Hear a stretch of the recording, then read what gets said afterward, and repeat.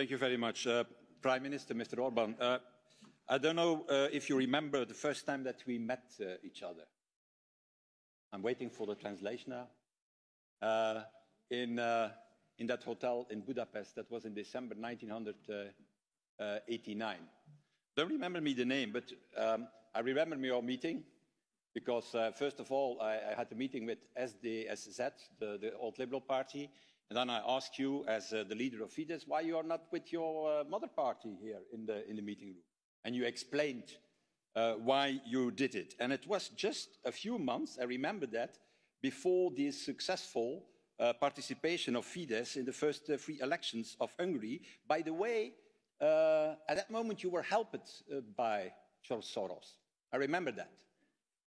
And that with a program at that time that was more or less a little bit more progressive, I should say, than the program of the SDZ at that moment.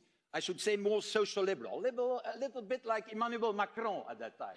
So I should say you were the Emmanuel Macron of Hungary in 1989. I don't think that Emmanuel Macron will be pleased with what I have said today. So I didn't say it in French, so I hope that it doesn't make a lot.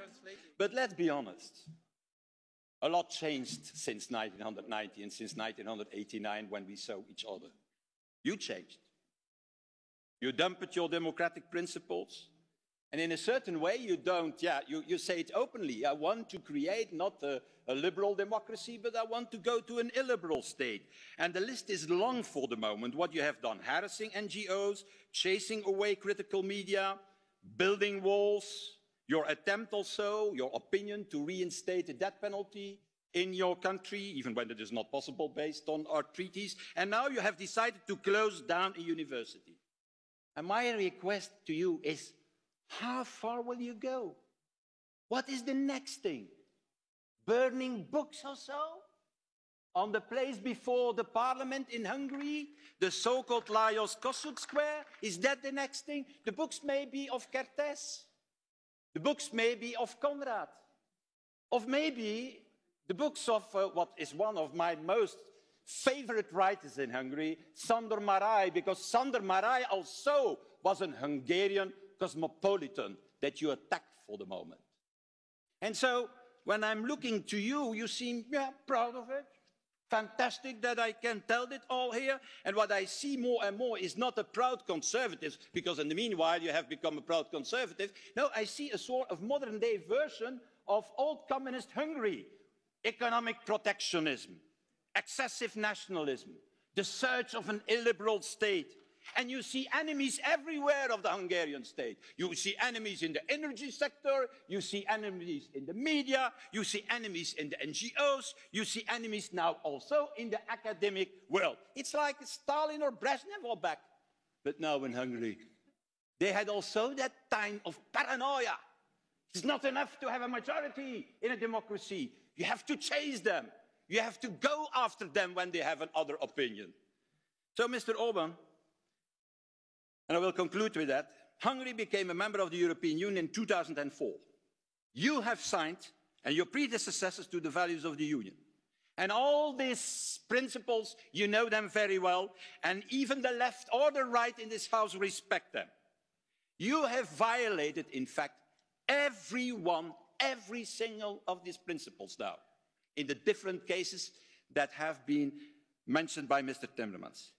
And yet what you want to do is to remain member of the European Union. Well, I have, in fact, more respect for the decency of Eurosceptics, who are at least saying, well, I don't like the European Union, I don't like the values, and I go out. You want to continue the money of the European funds, the money of the European Union, but not the European values.